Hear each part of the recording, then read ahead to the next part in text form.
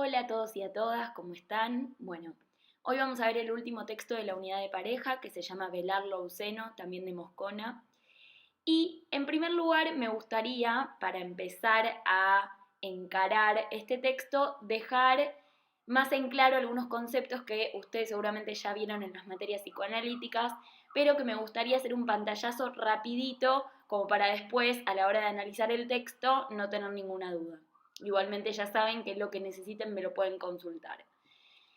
Quiero que tengamos presente los conceptos de imaginario, simbólico y real de Lacan desde la perspectiva de que lo imaginario sería el palabrerío yoico, lo que entre comillas podríamos decir lo más consciente, las palabras vacías, es decir, las palabras que no provienen exclusivamente del inconsciente, sino que es nuestro discurso cotidiano del cual estamos seguros que ese discurso nos pertenece, nos corresponde, digamos, nuestra verdad más consciente, entre comillas, lo estoy pasando al criollo como para hacer un repaso y a la hora de analizar el texto más en profundidad, tener una idea.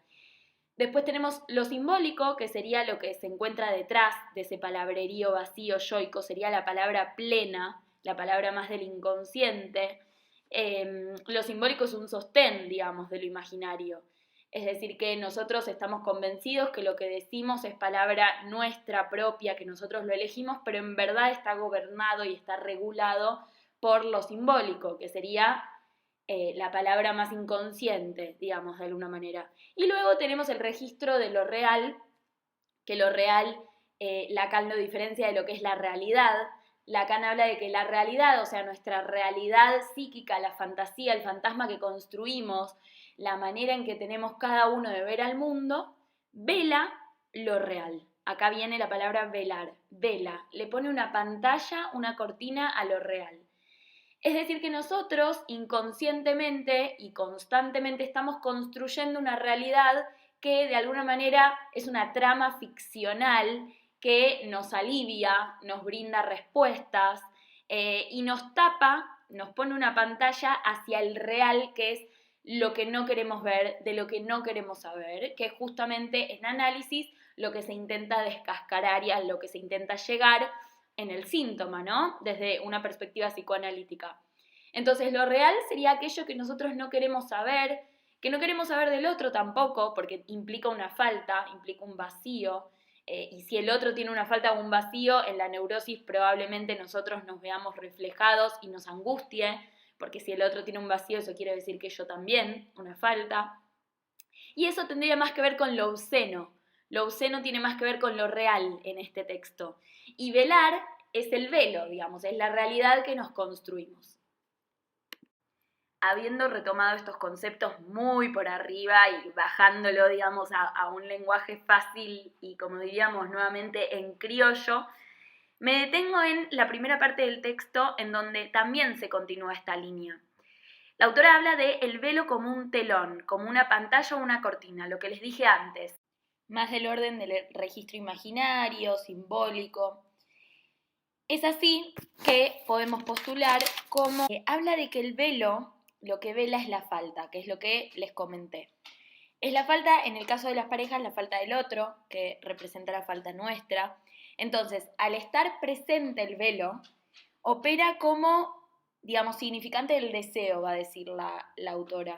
Si hay un velo, es porque nosotros, en alguna parte de nuestro inconsciente, suponemos una falta. Entonces, mediante el velo es una manera de defendernos, es una manera de sostener la realidad y no toparnos todo el tiempo con ese real, con esa falta nuestra o del otro, y de esta forma seguir deseando, porque nosotros bien sabemos, desde el psicoanálisis, no me voy a detener en el objeto A ni cuestiones más complejas, pero que la falta genera deseo, no hay deseo sin falta, por lo que el velo operaría como una ilusión. Por eso dije trama ficcional anteriormente, como esa ficción que nos armamos de la realidad que nos brinda la posibilidad y la ilusión de sentir que ese agujero o esa falta no existe. Pero a su vez, en alguna parte sabemos que es un velo, o sea, que lo está tapando. Sabemos me refiero a nivel inconsciente, ¿no? Al saber no sabido. Obviamente en el plano consciente nosotros nos casamos con el velo, nos casamos con nuestro fantasma, con la idea de que el otro y uno mismo dentro del vínculo estamos de alguna manera completos, entre comillas. Es así que el punto clave está cuando el velo cae, cuando cae esa trama ficcional que construimos a lo largo de la historia con nosotros mismos y con un otro. Cuando toda esa fantasía, toda esa ilusión, de repente tambalea. Por algún motivo de la vida, esa historia se nos empieza a caer. Entonces el velo se empieza a poner cada vez más transparente o de golpe se cae el telón. ¿Qué pasa con ese encuentro con lo real, no? ¿Y qué pasa en el vínculo de pareja? Lo veremos y lo analizaremos en las próximas viñetas que nos presenta el texto. En la primera viñeta podemos observar, por ejemplo, cómo un hombre relata que está cansado de que la mujer, por un lado, lleve a los chicos a la cama, que sería un territorio de intimidad entre la pareja, y por otro lado, la cuestión de que la mujer se maneja por la casa desnuda, sin poco cuidado de su ropa, entre otras cosas, y menciona expresiones tales como que es un asco, que le da vergüenza o que están los chicos ahí, entre otras cosas.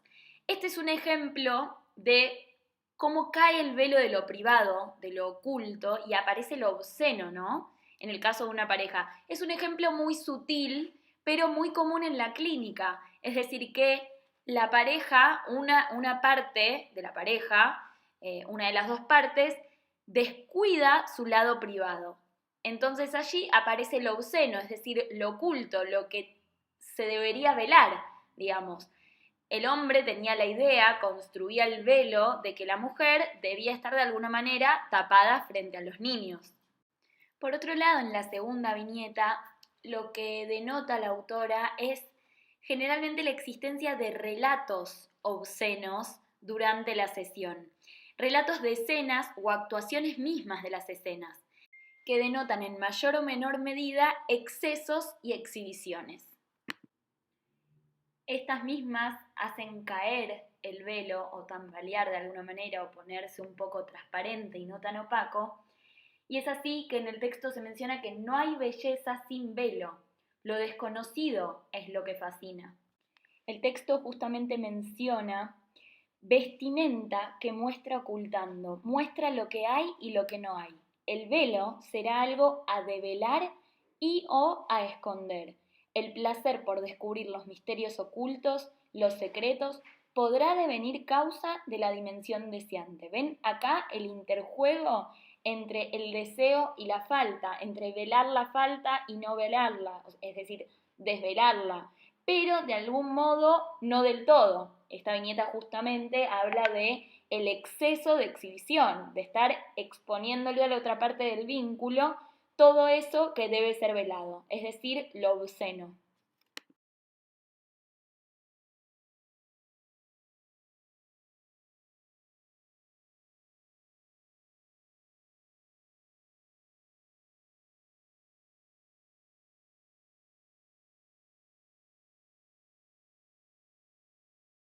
Muy bien, habiendo repasado estos conceptos es que podemos analizar la tercera viñeta que nos presenta el texto, que es una viñeta en la cual la pareja presenta ambivalencias, es decir, por momentos es amable, es cariñoso y por los momentos siento que me expulsa, por momentos me extraña, pero en la práctica no me llama. Hacen ese tipo de alusiones en donde pueden expresar ciertas ambivalencias sentimentales entre lo teórico y lo práctico, diríamos, del vínculo, y hacen ciertos, lo que llama una parte del vínculo, reclamos, es decir, digamos, no me siento culpable por lo que me decís, le dice una persona a la otra le dice, no te das cuenta lo que haces, pero lo que haces es esto y es distinto a lo que decís. Esto es muy frecuente en los vínculos.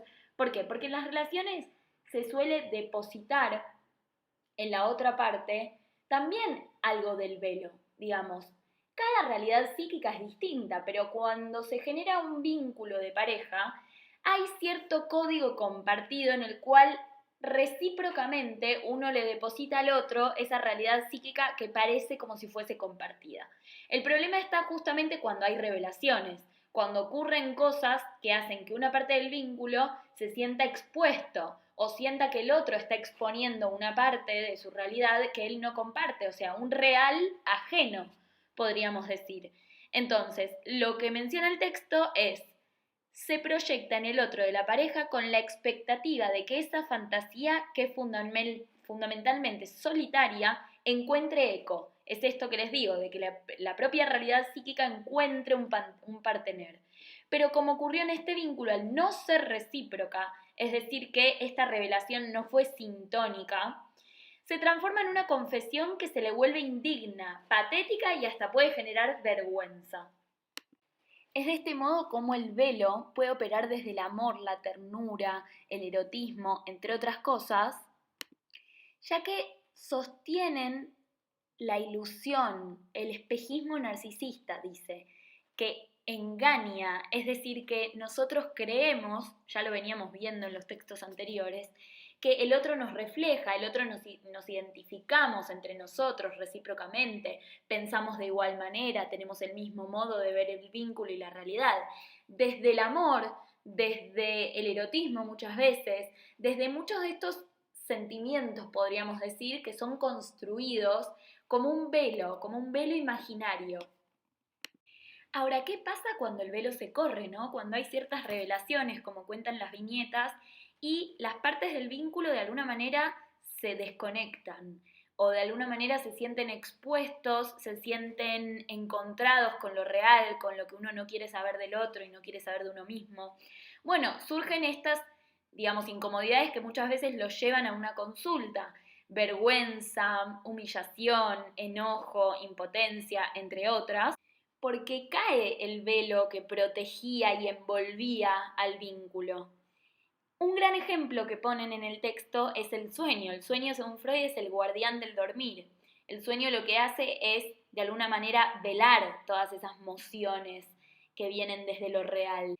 Pero cuando nos topamos, por ejemplo, con una famosa pesadilla, lo más probable es que despertemos. ¿Por qué? Porque ahí falla la función del sueño, de velar lo real. Y se topa, se encuentra, rompe la barrera, se cae el telón del velo, del guardián del dormir, y nos encontramos con una emoción de la cual nosotros no queremos saber. Por lo tanto, generalmente allí despertamos.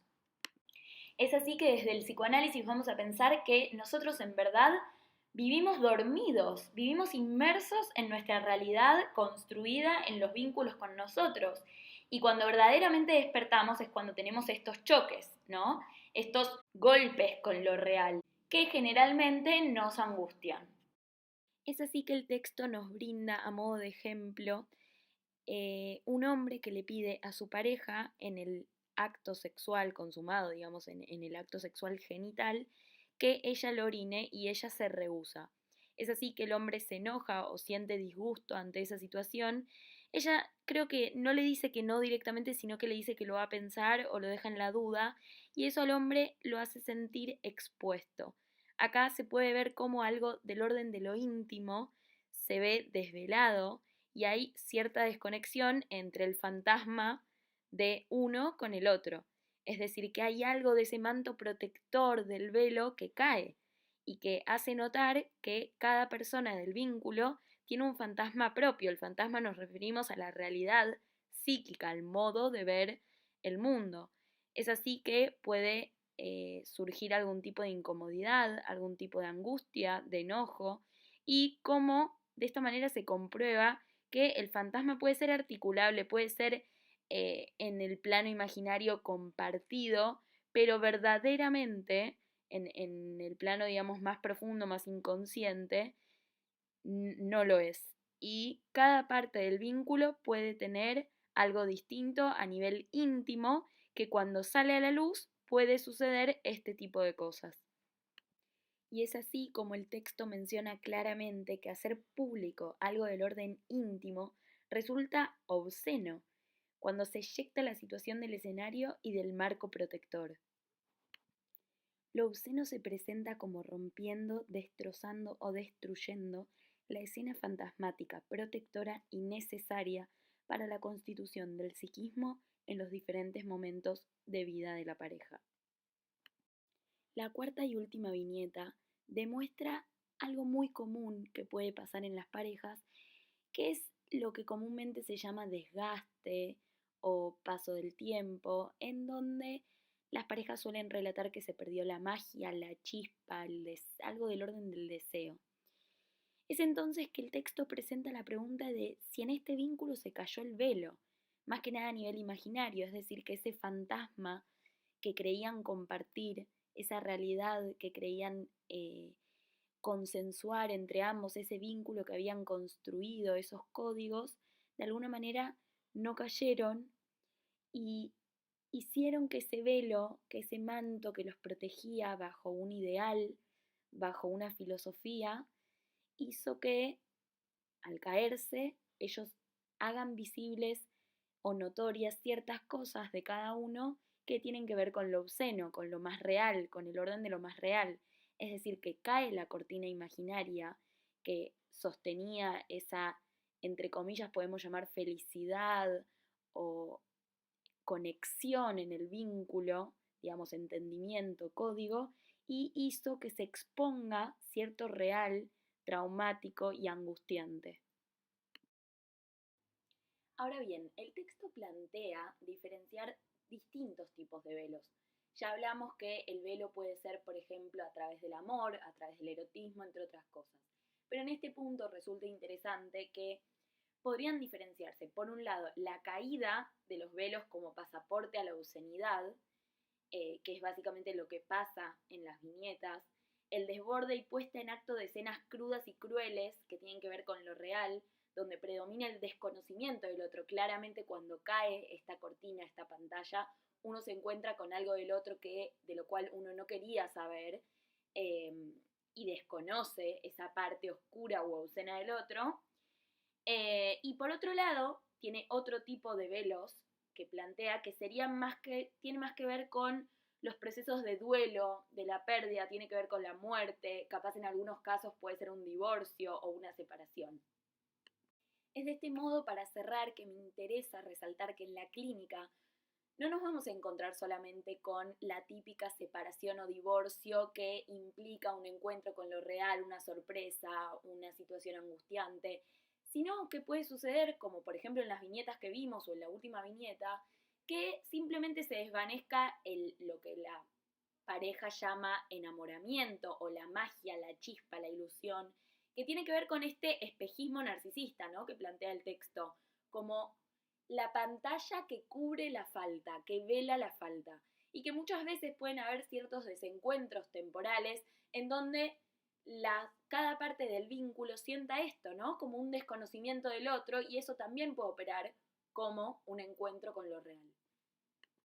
De este modo cerramos el módulo de pareja para así poder pasar al siguiente módulo, que es el de familia. Así que este texto sería el texto de cierre de esta unidad y en el próximo video continuaremos con el módulo de familia. Cualquier cosa ya saben que me pueden consultar y tienen mi mail y seguimos en contacto con el siguiente módulo.